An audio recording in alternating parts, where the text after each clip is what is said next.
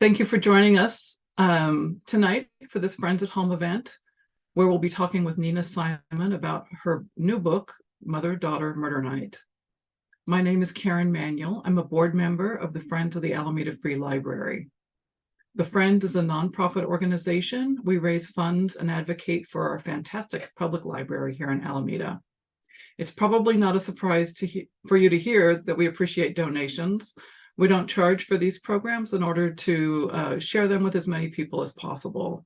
So we ask that you consider making a donation to the Friends in any amount that's comfortable for you via our website at Alameda Friends or through the link that you'll find in the chat at some moment during the evening. We'll also be putting up a link in the chat to a local independent bookstore, Books Inc., where you can purchase Nina's book. Now, that takes me to a few technical notes. This is a live webinar. Your microphones and your cameras are turned off. Please use the chat to introduce yourself, tell us where you're from, ask any questions you have of Nina, and also to get help if you need any help with your system. Nina will answer the questions you place in the chat toward the end of the program. We monitor the chat and ask that everyone act with respect when making comments. The program is being recorded, and the recording will be available for viewing in a few days, both on our website at alamedafriends.com and on our YouTube channel. Now, I'm delighted to welcome Nina Simon to our program. Nina has degrees in engineering and math. She's worked for and consulted with museums, libraries, and cultural centers around the world. She's the author of 2 nonfiction books about her work with museums. Mother, Daughter, Murder Night is Nina's first novel. It's set in California at the Elkhorn Slough, which is about halfway between Santa Cruz and Monterey.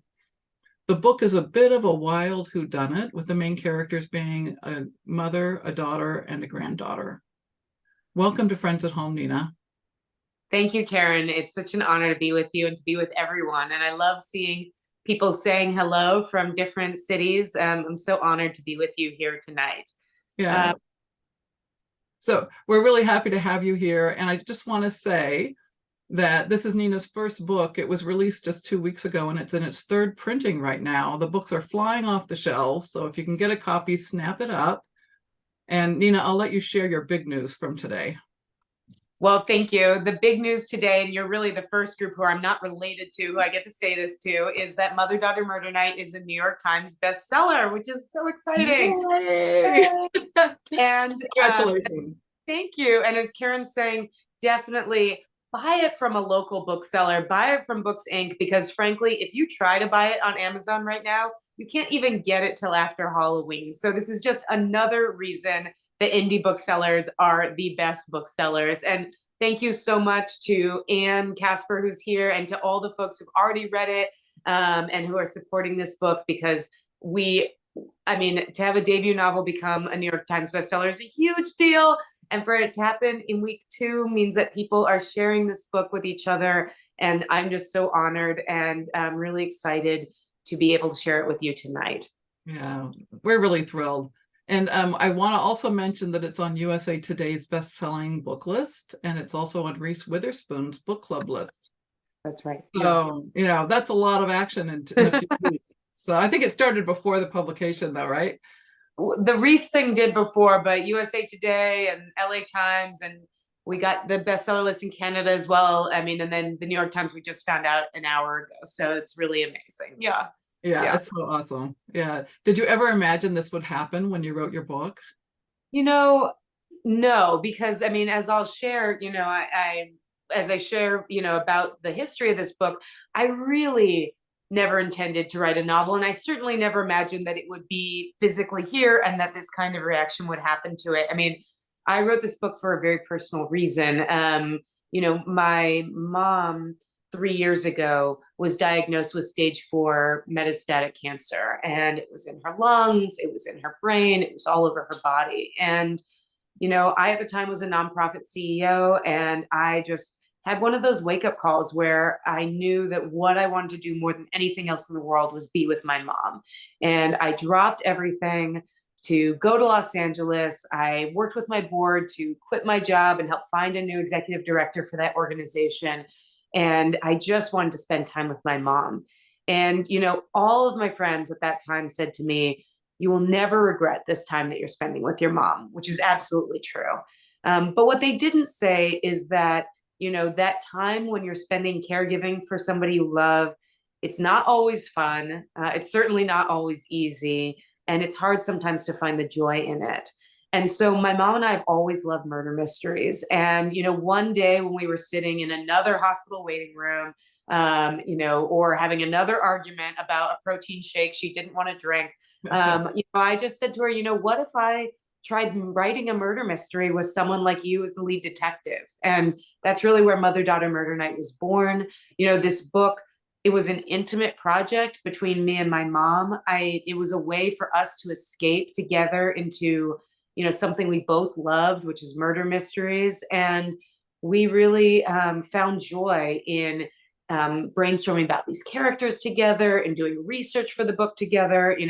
Every scene I wrote sitting on my mom's bed next to her in the morning while she would sleep. And then she'd wake up and I'd sort of slide my laptop over to her and I'd go make her breakfast.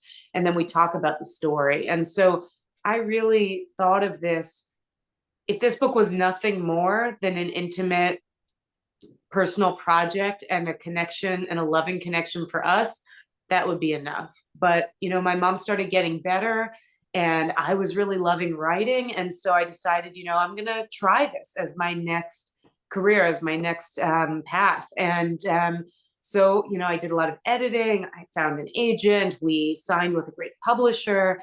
And, here we are almost 3 years later from when that first horrible phone call came in.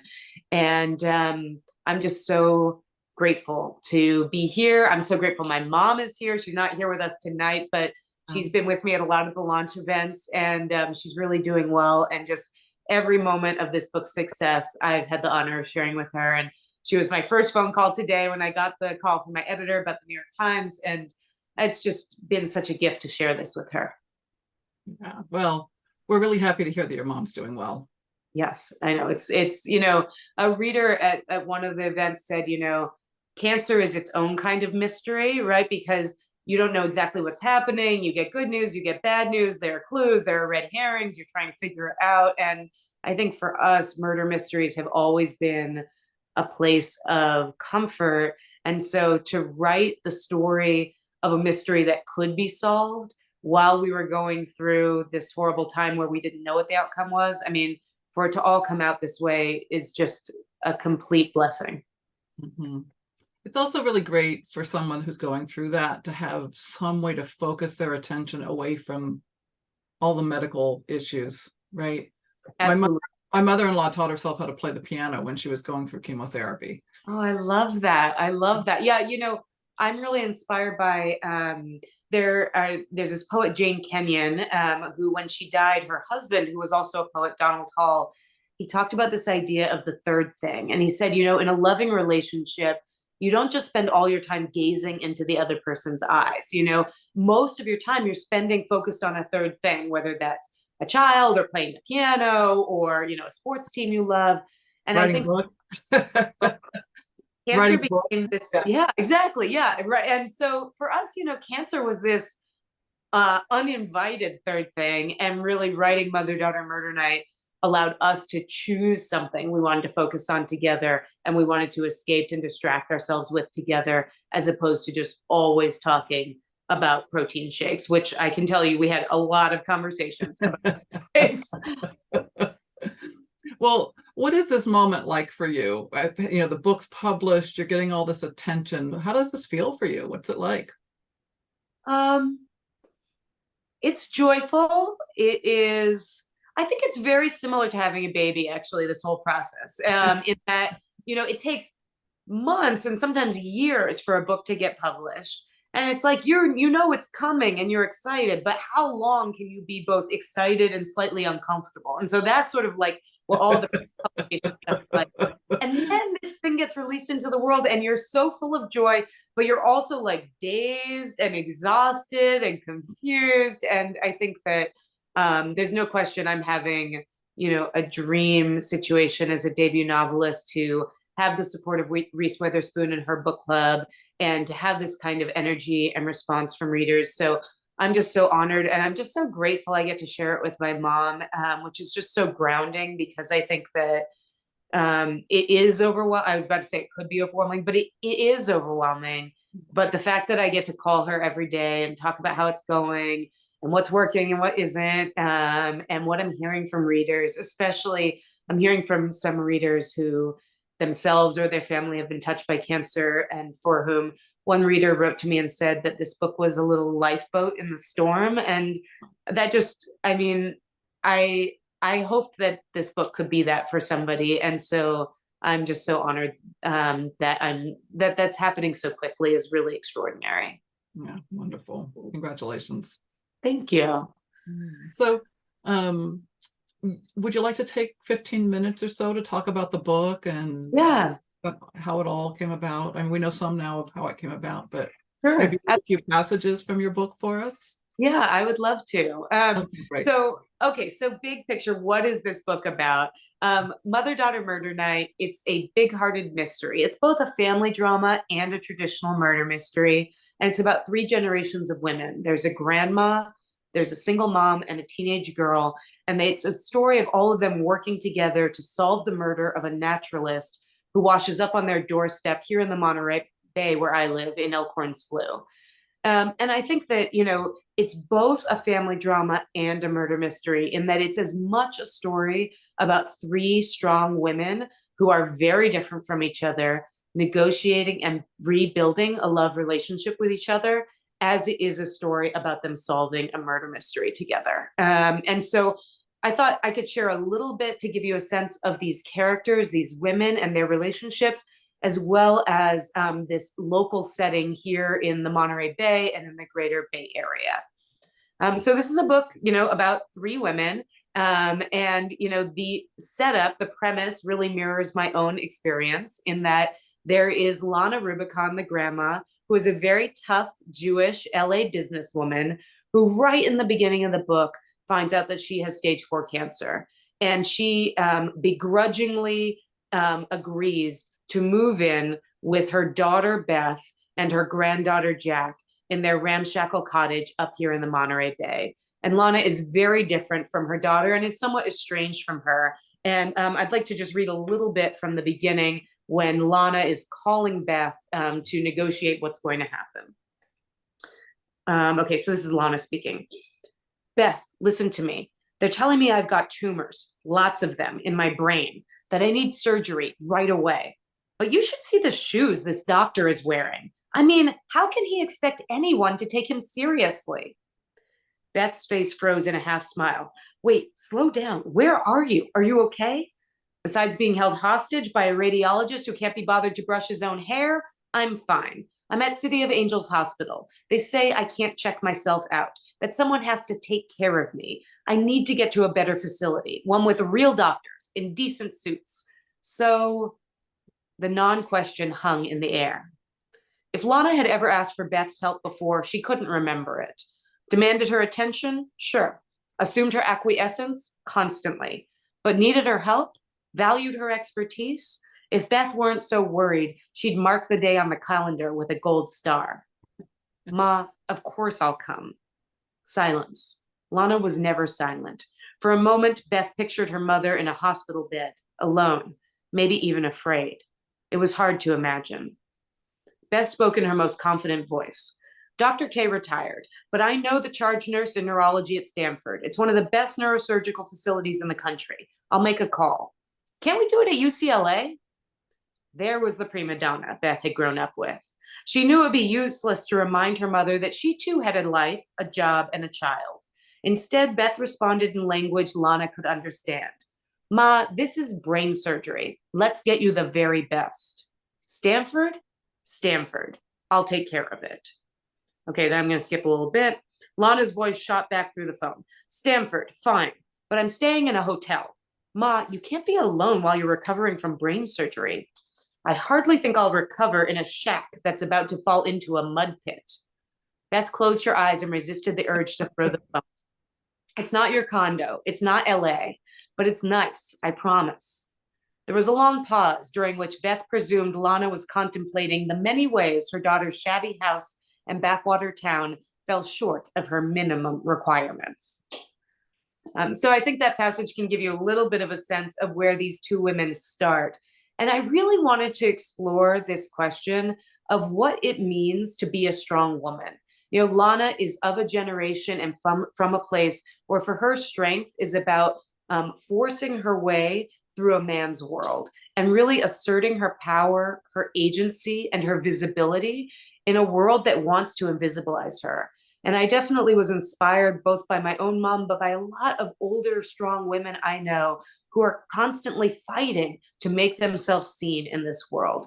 And for Lana, getting sick is not just a health crisis. It's a crisis of agency. You know, she wants to be in power and be in control. That is the way she feels safe. That is the way she feels successful. And so having to move in with Beth is really a struggle for her.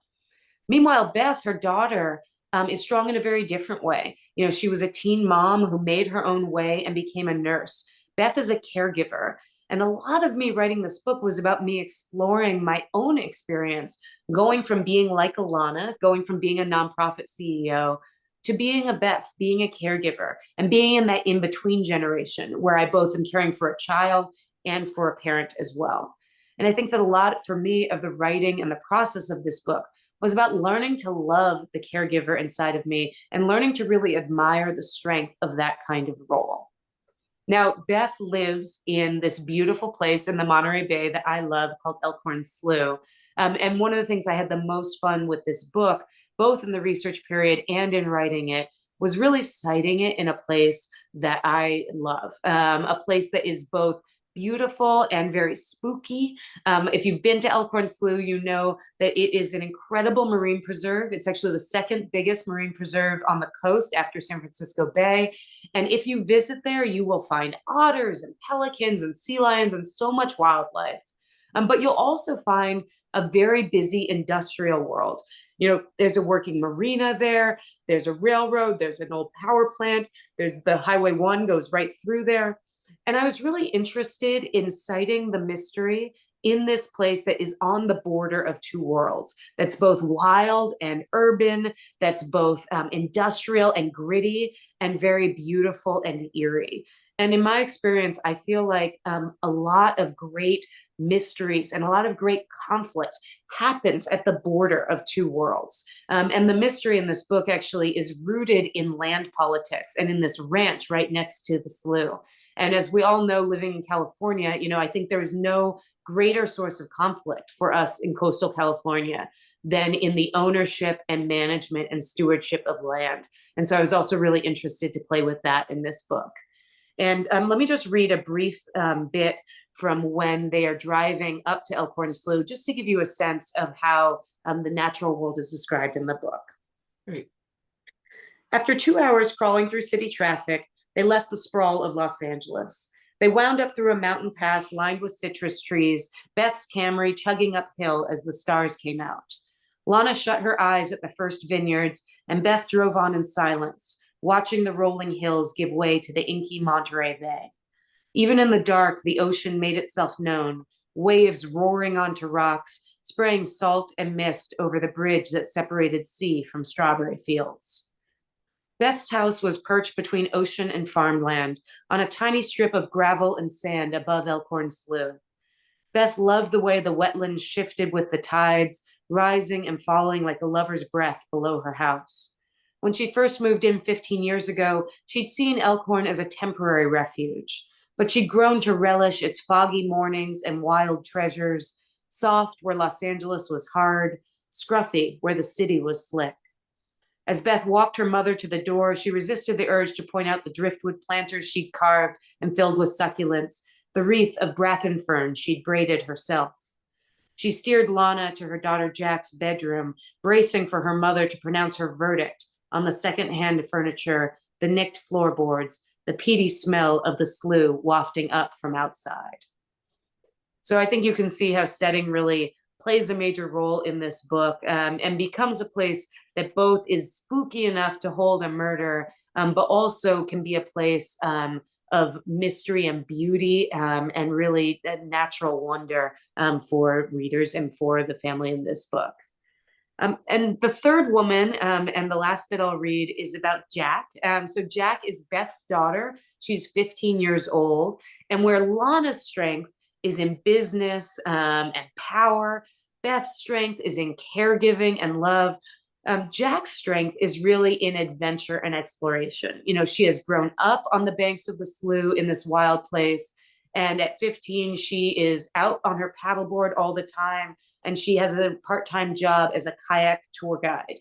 And it's in that part-time job when she is leading a kayak tour that very early in the book, two tourists, a father and son on her tour, stumble across this dead body. And I'll just read this one piece to give you a sense of how Jack responds and what a big change this is in her life. Okay. After a stunned moment in her boat with her head between her knees, Jack snapped into efficiency mode. She had responsibilities. She radioed the Coast Guard, then wrangled the father and son to rejoin the group. She did a count. Everyone on her tour was there, and they were going back to dry land now. The dead guy was on the bank, and he wasn't going anywhere. The father looked nauseous, the son a spinning top of adrenaline and fear. But Jack kept her voice calm and firm, and they followed her directions. Jack led the group back to the kayak shack in a ragged line, her paddle churning through the water like a quiet, determined dishwasher. The tour group passed under the highway and across the chopped-up ocean. The news spread from boat to boat in whispers and heads whipping around to look back, as if to accuse the slough of ruining their day. The boats approached the shore. Travis was on the boat launch ramp, waving his arms like a girl at a drag race, too smiley by a mile, and Jack realized she hadn't called Paul or told anyone at the kayak shack what had happened. As far as everyone at the marina was concerned, this was just another group of tourists to unload. She shot a glare at Travis, who was trying to tease a smile from the older woman along with her paddle. He didn't get it. Jack hauled her kayak up and stomped over to him. Travis, you're not going to believe this. What's up? We found a body, a dead person in the slough. Can you get Paul on the phone and tell him to come down here? I'll close the group out. Whoa, are you? Just go. Now, please. Jack's grandma had told her it was always good to give men simple instructions in complicated situations. So I hope this gives you a sense of both the women and their rich relationship in this story, as well as the fact that this is a murder mystery that, yes, while there are dead bodies, also has warmth and lightheartedness and humor to it as well. And, I wanted to write the kind of murder mystery that would make my mom smile, the kind of murder mystery that we always sought for comfort.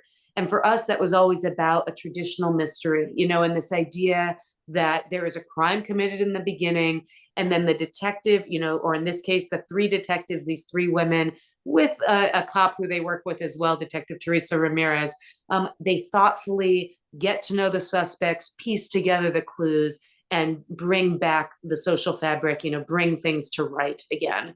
And I think, at least for me, this is why murder mysteries, even though they're about death and crime, can be such a source of comfort. That it's an example of a situation where the world is tossed asunder and then you're able to bring it back to right. And I think, again, writing this book at a time when we were dealing with something so unknowable and so scary, the comfort of writing Mother-Daughter Murder Night, of writing these three women coming together to solve this mystery, really brought a lot of pleasure and joy and healing for my mom and I. Wow. That's really wonderful, Nina. Thank you. Yeah. Well, first of all, I do want to say it was a really funny book. Okay. As creepy as a slough is, right? And, yeah. As earthy and gritty as the story was at times, it was also really, really funny. And I don't really expect that so much in a murder mystery. So I really appreciated that about the book. Thank you. Yeah. Well, I'm really inspired by books like, The Thursday Murder Club or Dial A for Aunties by Josie Q. Sutanto, who, or even The Maid. I feel like recently there have been a few mysteries that have been, dealing with real things, but also have a lightness and a humor to them. And those are, have been a pleasure for me as a reader as well. Yeah. Yeah. Well, I wanted to talk about your part of your desire in writing the book was about showing three really strong women and how women can be strong in different ways. Yeah. But one of the things I noticed about the book is that you also defined how love can be different. People, right? Yeah. They all obviously loved each other. They Yeah. had very different ways of showing it and expressing it. Yeah. And but they all did it in their own way. And even though Beth and Lana had that falling out that lasted quite a while, there was a lot of love around that. And it was love that pulled them back together. So it's, families are complicated, right? Yeah. And I think that's right, that this is a family that at its core is always wants to love each other, wants to protect each other. The way they express that may not always be the way that is best for the others, but absolutely. I mean, I think that, again, this is something I was exploring myself. And I think also during the pandemic, there was a lot of discussion about mutual aid and interdependence. And I think that for people like myself who were really acculturated into this idea that, to be strong is to be independent and to do it yourself, I think that a lot of us have had a wake-up call or have turned towards the power and strength and beauty of interdependence, and seeing how it's not a weakness to depend on, rely on each other. It's actually, a very deep and powerful expression of love. Yeah. Yeah. So Lana. Yeah. I'm trying. Oh, wait, I have to find the quote. I wrote it down here somewhere. Let me see if I can find it. I thought I put it in bold. Oh, yes, here it is. You describe her, I'm quoting you now, as a sharp beauty with a biting tongue and a restless hunger to swallow life whole, bones and all. I just love that. Thank you. You know exactly who she is when you read that, right?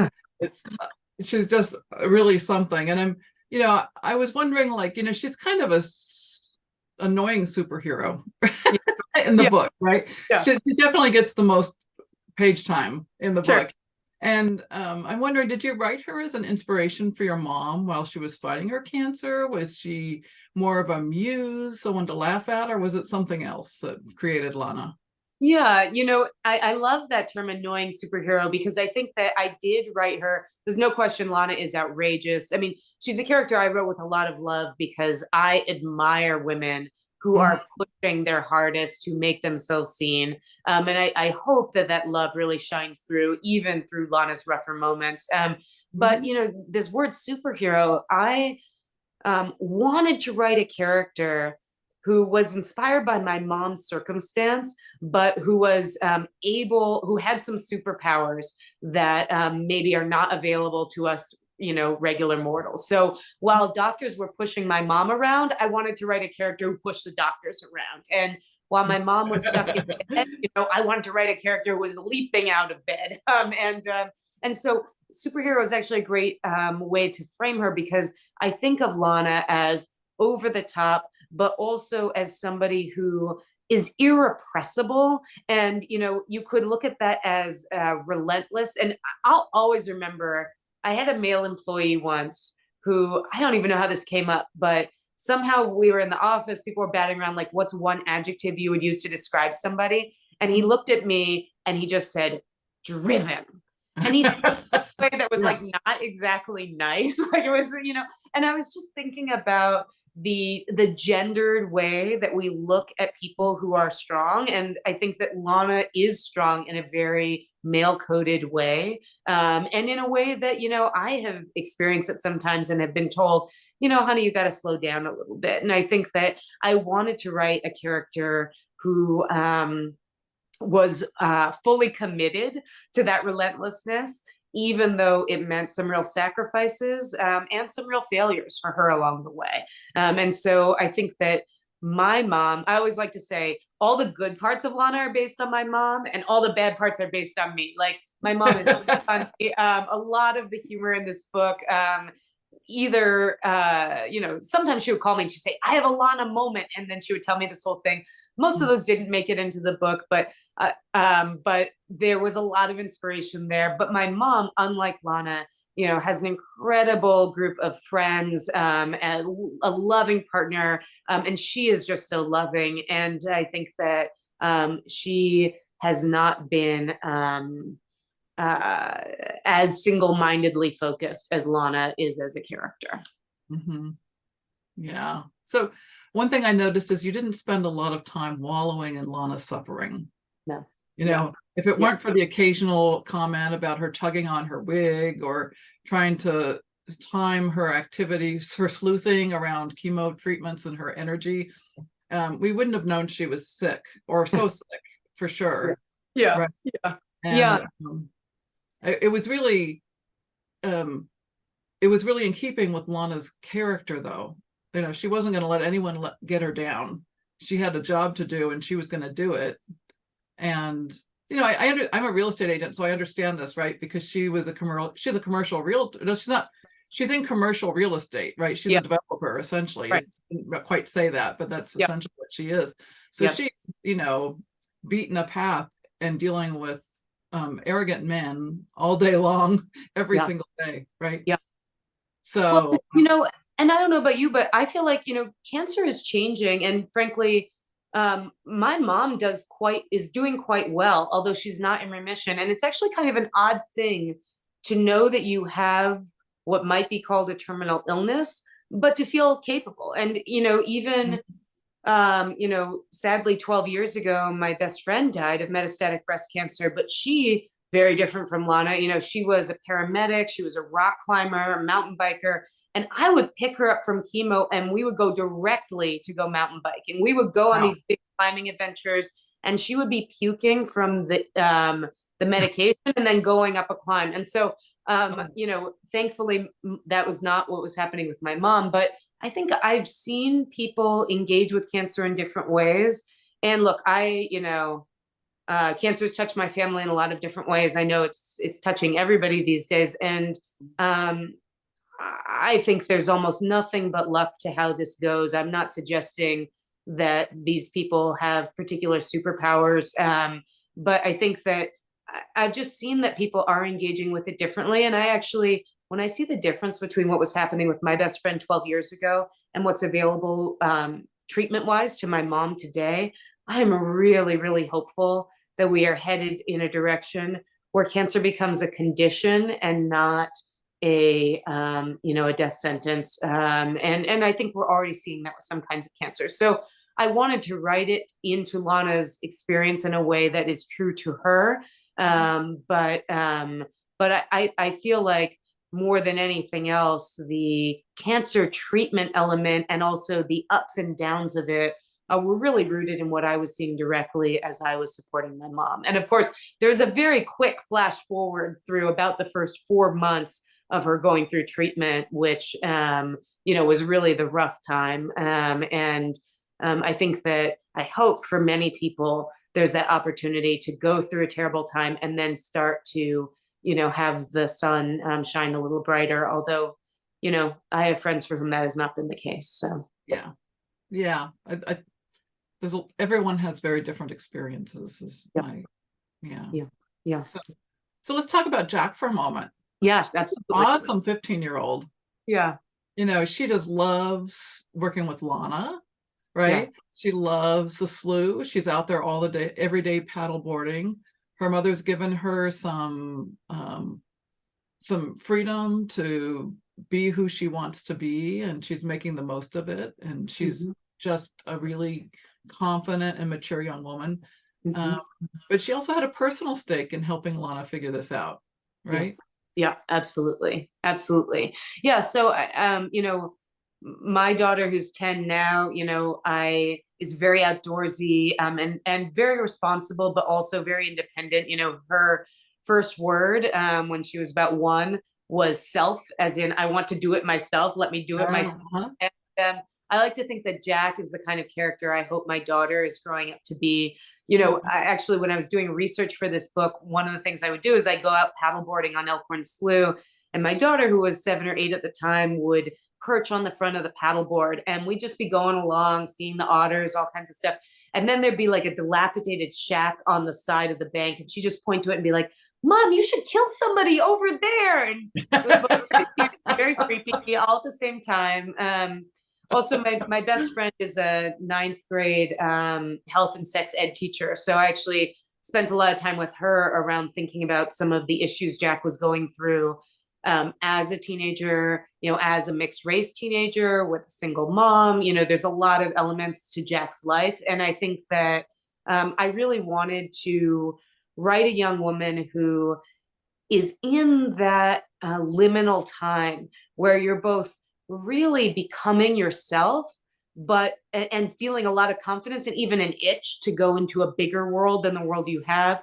But then, of course, because she's the one who finds a dead body, because she very quickly becomes a suspect in this case, suddenly she's thrust into a much bigger world and a much scarier world than she bargained for. And I think that in that situation, she sees that her grandma, who has a lot of power and a lot of,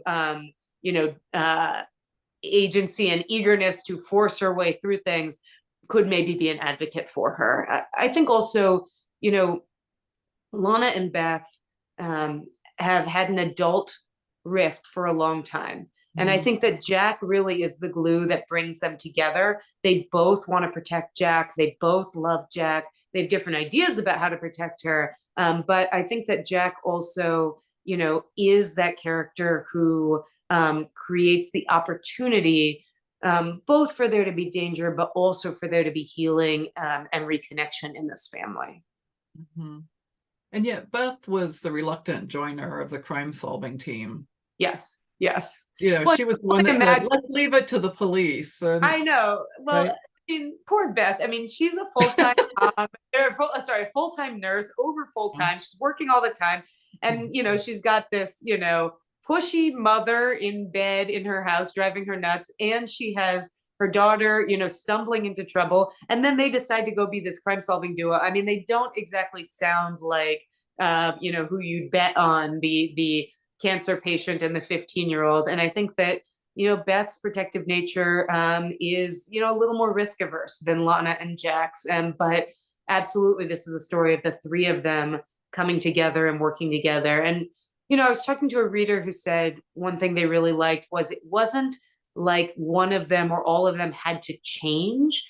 It was that, as strong women, they had to renegotiate how they were going to relate to each other. And I think that, this is something I've experienced in my own life, in my own family, and among my friends. I'm friends with a lot of strong women who we want to see each other shine. We want to support each other. But a lot of that requires some negotiation and learning what support means for the other, because it may not be the same as it is for us. Mm-hmm. Yeah. And this is really a reorganizing event in their lives. It touches all of them in a big way. So yeah, absolutely. Absolutely. Yeah. Yeah. And then Beth, well, the other part of the book that I thought was sort of a minor theme, but a strong theme nonetheless, was environmental. Yes. Right. So Beth works in a sort of assisted care facility, and she meets Hal Rhodes, who owns a really sweet man who doesn't really like a lot of people that much. He's not a chit chatter, I guess. It's not that he doesn't like people. He's just not much into chit chat. Yeah. And he discovered that Beth lived across the slough from his ranch. And that brought them together in a way that's important in the story, which we won't go into because I don't want to go any further into that. But the preservation of all that land was really important to Jack and to Beth and to Hal. And so that was an undercurrent throughout the book that I thought was really important also. Yeah, absolutely. And, I live off the grid up in the Santa Cruz Mountains and am very close to nature, and wanted to write a story that was cited in nature, but also wanted to interrogate some of the contradictions that happen around conservation and around the nonprofits that work with land. I spent my whole career in nonprofits, mostly in museums and libraries and the arts, but I've always had a real interest in conservation as well. And so not only do you have Hal Rhodes, the rancher, but you have a nonprofit land trust involved in this story. And of course, Lana, who's a real estate developer, which is often, the evil character, right? The evil real estate developer. And I think that, in California, there is no greater conflict than our conflict over land. There is no better reason to kill somebody, I feel like. And I was really interested in just sort of, I've worked in nonprofits for so long and I love them, but it gave me opportunity based on the knowledge I have to play with some of these questions about how do donors dictate what happens in these organizations, and what happens when do-gooders maybe are not trying to do good, or where there are other interests involved. I also, I used to run the History Museum of Santa Cruz. And so I was really interested also in the history of land politics in the area, and how that plays a role. And actually, there are some historical documents in the book. This is a very, very small part of the book. If you're like, oh, I don't like books with historical documents, it's very small, but they are real. And one of the really cool things that happened as I was doing research for this book, I thought I had invented this imaginary ranch owned by Hal Rhodes, the Roadhouse Ranch. And then I was talking to a friend of mine who's a wildlife ecologist at UC Santa Cruz, and I'm describing this ranch on the north bank of the Elkhorn Slough, and he's like, "Oh, you mean Wally's ranch?" I'm like, "Who's Wally?" And it turned out there's a real ranch that is owned by the Packard Foundation and managed by this guy named Wally. And 2 weeks later, I was out on horseback with Wally, and he, not only taught me so much about the plants out there, but also gave me access to a lot of the historical documents. And so the history in the book of this imagined ranch is real. And that's just sort of a neat, as a history buff, just sort of a neat thing. And also just, again, unpacking this fact that the conflicts we have about land in California are not just a now problem. Mm-hmm. This has been a source of conflict and a source of violent conflict, really since before the beginning of California as a state. Yeah, definitely. There's lots of stories and evidence of it in our state still. Yeah, absolutely. Yeah. And I guess I should say, because I can see her book up here, I was really inspired by, there's a wonderful mystery writer named Attica Locke, who has written some beautiful, very thoughtful mysteries that take place in Texas. And they're really focused in Black communities in Texas and in land politics and real estate. And she gave this incredible talk about the relationship of real estate and murder that really inspired me as I was working on this book. Mm-hmm. Great. Wonderful. Well, I would like to talk a little bit more about the making of the book, because, this is a atypical way to write a book, right? And so I'm wondering, when you started writing, did you really think you were going to write a novel? Or were you just writing stories for the fun of it with your mom to try to help her and create communion with her? Yeah, it's interesting. Even hearing you say that makes me reflect that both are true. But there's no question that in the beginning, I was just like, we would spend time imagining and dreaming about these characters in this setting, and then I would go and write a scene.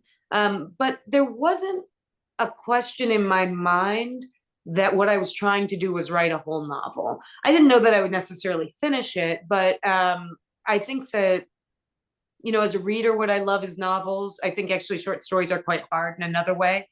And I think that very quickly I got interested in this project of a novel. And, she and I got these books about how to write a murder mystery.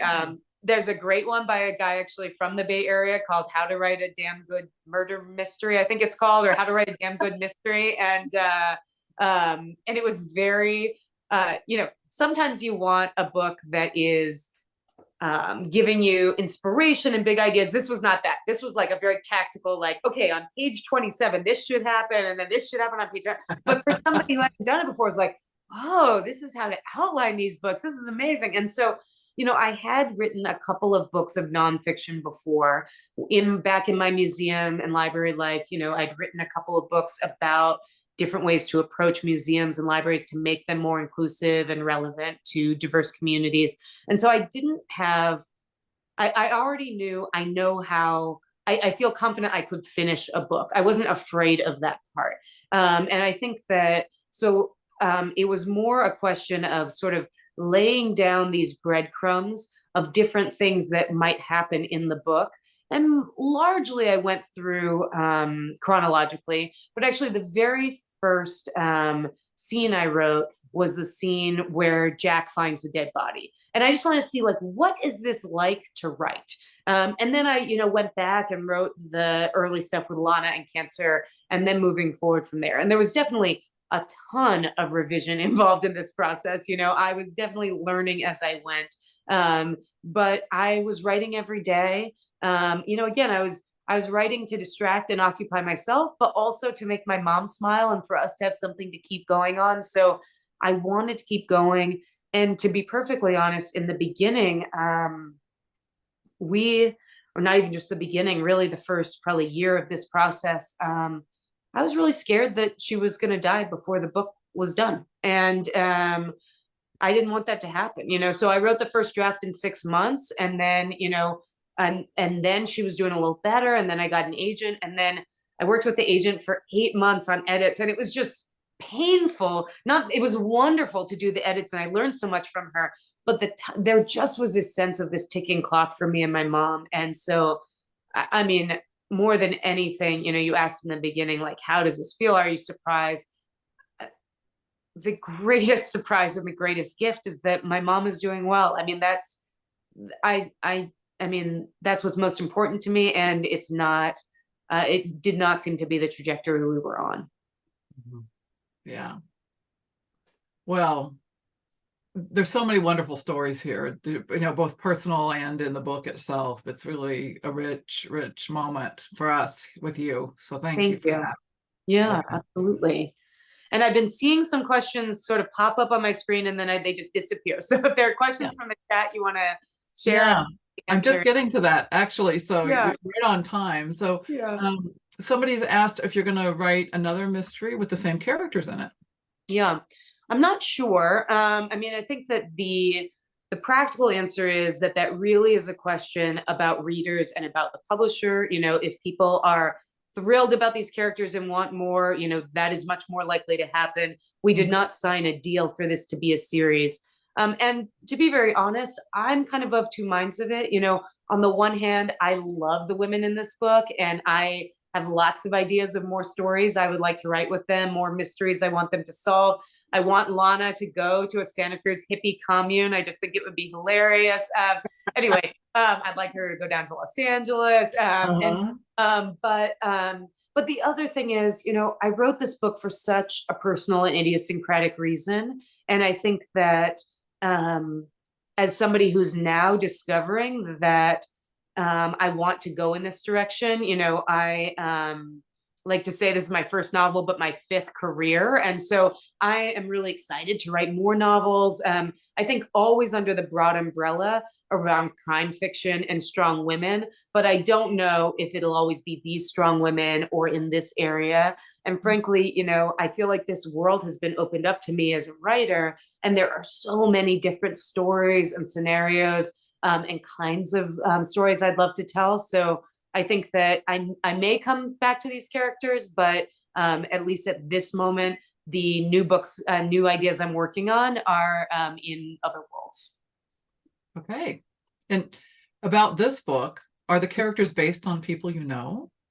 I mean, mostly no. They have that thing in the very front of the book where it says, all the characters are fiction. This is a work of fiction. Da da da da. No question, as you've heard, that Lana to the largest extent, but all 3 of the Rubicon family are somewhat based on my own family and our own circumstance, although we all have a lot less conflict, a lot fewer dead bodies, and a lot more our lives are a lot more and then other than that, there are little pieces, but they really are just little tiny slices. So, there's a character who has a bike tattooed onto their butt, and my best friend has a bike tattooed on her butt, so there are little things like that. But I actually, frankly, especially writing a book that takes place in the not very large community where I live, I wanted to make the setting very real, but I actually wanted to be sure that the characters do not reflect the individuals I know. So for example, there's a kayak shack in this story, a kayak tour operating company. And I have a lovely friend whose family owns the Kayak Connection, which if you're coming kayaking in Santa Cruz, or in Monterey Bay, go to the Kayak Connection. And I very carefully created Paul, this owner of the kayak shack, who is not at all like my friend and her husband. And, and similarly with Wally and Hal Rhodes are very different characters, because I wanted to be able to learn from my friends and from my community without anybody feel like, wait a second, now I'm in this book and I didn't expect that. So definitely there are little bits and pieces, but no characters except for Lana, which is really an amalgam of some of the elements of myself and my mom, and this, outrageous superhero element that really cranks her up to the max. Yeah. Did your daughter see herself in Jack at all? Yes, she absolutely does. And she, is very proud to have been part of the research. She's 10 now. She hasn't read the whole book, although she's very excited to. She actually was quite helpful to me during the proofreading. And that was when she was 9 in 4th grade. She would sit next to me and she had just learned a lot about commas. And so she was very good at, and really loved like being able to take the red pen anywhere where she felt there was not a comma or should be a comma. So I'm looking forward to this year being the year that she can actually read the book. Great. Oh, awesome. And someone asked you, have you always wanted to write? Has this been a lifelong dream? I've always written, but I always saw it on the side. So, when I was a kid, I always had diaries and journals. And then when I was in college, I was studying electrical engineering and math by day, but I was doing slam poetry by night. And so it's funny to think. And then when I was working in museums, I was running this blog and, writing about museums on the side. So I always loved to write. But I don't know if it's that I didn't give myself permission or just that it was never the center of what I was focused on. And I mean, frankly, I can't believe that this is possible. I mean, when we sold this book to William Morrow, we sold it for an amount that enables me to write and care for my mom and my parents and my kid. I never thought that was possible. That was not the story I was told. And I know that I've been so lucky in this regard. But heck, if somebody had to get lucky, I'm glad that somebody did. And I'm glad that I did. I mean, I think also, to be honest, I'm glad this is happening and that I wrote this when I'm not 25. I think there's a lot in the publishing world that involves so much rejection and so much gatekeeping. And I think that having had a lot of life experiences, having had other careers, both gives me more interesting stories to tell, but also just makes me kind of feel like I'm in a space of some calm and confidence through the storm that is trying to publish. And I know that if there are writers here, it is not easy and it can be really scary. And so I feel like I'm coming to this for me at exactly the right time. Great. Someone has asked if you could repeat the name of the author who wrote books about Texas. Oh, yeah, absolutely. Let me grab them down. Okay. Her name is, sorry, I'm off screen. Okay. Her name is Attica Locke. This book, The Cutting Season, was a book. This is an amazing book. It's about a historic plant. You're covering her name. Covering her name. Yeah, there you go. This is a book about a historic plantation. The main character is a Black woman who works on this plantation where now they have weddings and events and things like that. And right in the beginning, a migrant farm worker who's working on the other side of the fence from this plantation gets killed, and that's where it starts. I really recommend also, she has this incredible series, the Highway 59 series. This is the first book in it, Bluebird. It stars a Black Texas Ranger. And she just writes so incredibly about race and Texas. And there's always, an on the surface murder and then a much deeper history around land and conflict and race. Wow. Those are rich subjects. Yeah, absolutely. Yeah.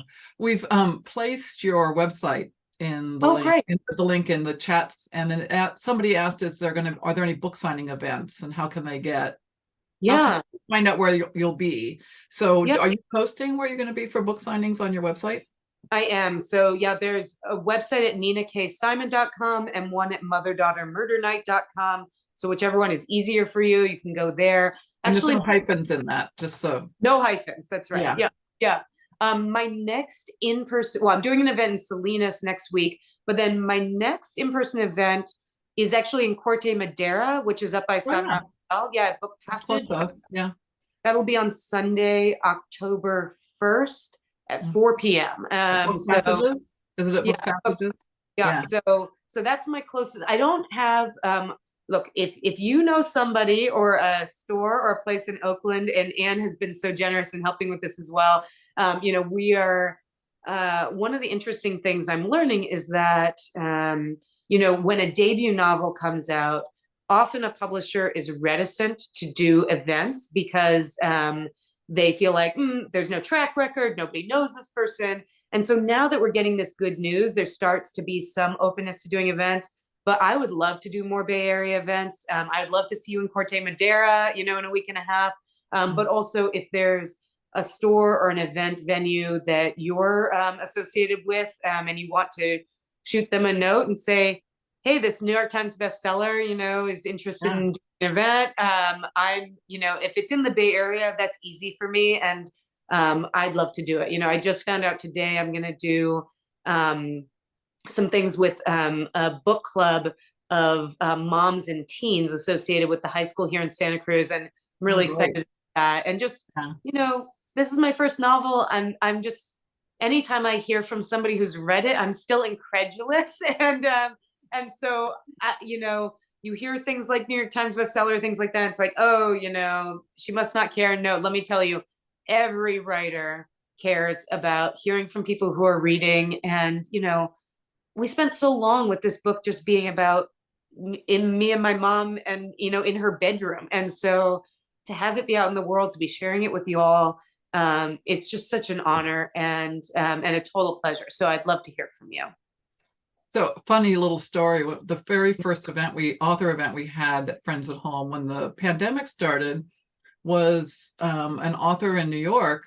One of our members had read her book and really loved it, wrote her immediately and said, would you speak with us at our Friends at Home event? And she said, I would love to. Like the next day we had an email back. And then we find out the book's been out of print for years.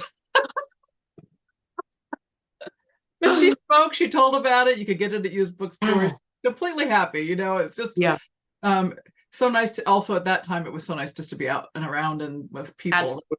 Yeah. So I should also say that people can buy a signed copy of your book on your website, right? Yes. Yeah. Bookshop Santa Cruz. I'm partnering with them. If you've ever been to Santa Cruz, it's an incredible independent bookseller. And I've been partnering with them to do signed copies. And frankly, it's out of stock in all these places, but Bookshop Santa Cruz has a zillion of them. I just went down and signed another 84 yesterday. And great. And those can also be personalized if you'd like, or you can just buy a copy direct through them, as well as through Books Inc. Or, I know that Pegasus and East City, have also had it, which is great. And hopefully it won't be too hard for them to keep. And Barnes and Noble has it as well. So you can find it in lots of places without having to, engage with Jeff Bezos's world. And if you want to engage with his world, that's fine too. Yeah, well, we did check the Books Inc. website, and they do at least have one copy. I don't know how many they have, but we know they have some in stock.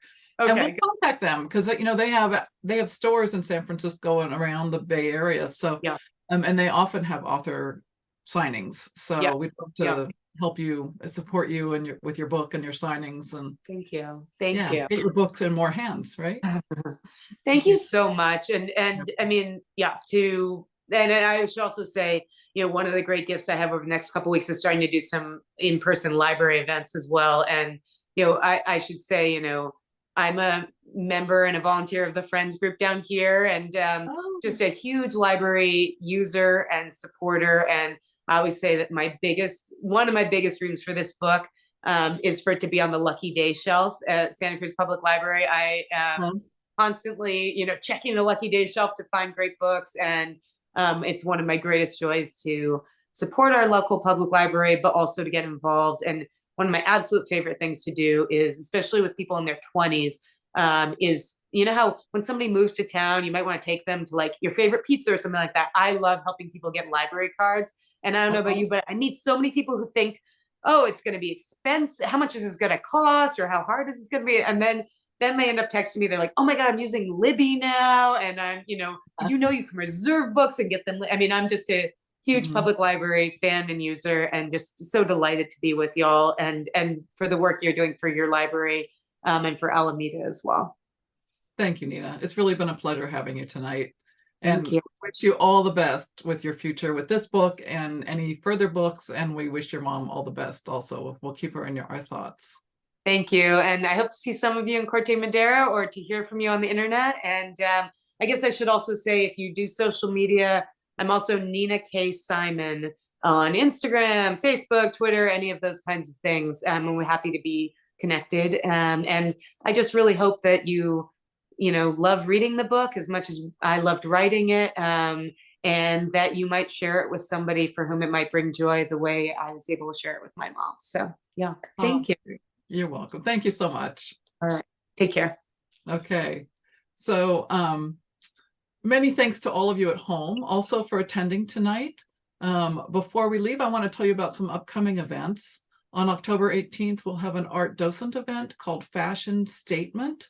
The docent will be discussing current events, how current events have affected couture fashion between 1960 and 2020. I think it's supposed to be 2010, but I typed 2020 on my sheet. But certainly a good 50 years at least of couture fashion. Should be fun. On October 25th, author Chris Beatty will discuss his book, No Plot, No Problem, which is kind of a wild ride about writing marathons.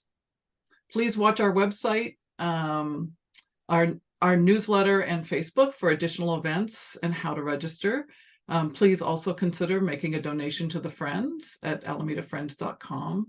A special thanks to those who helped make this happen: Karen Butter, Karen Rober, Billy Reinschmidt, and a special thanks to Nina Simon for a fun and inspirational program. Finally, thanks to all of you for joining us today, and we'll see you next time.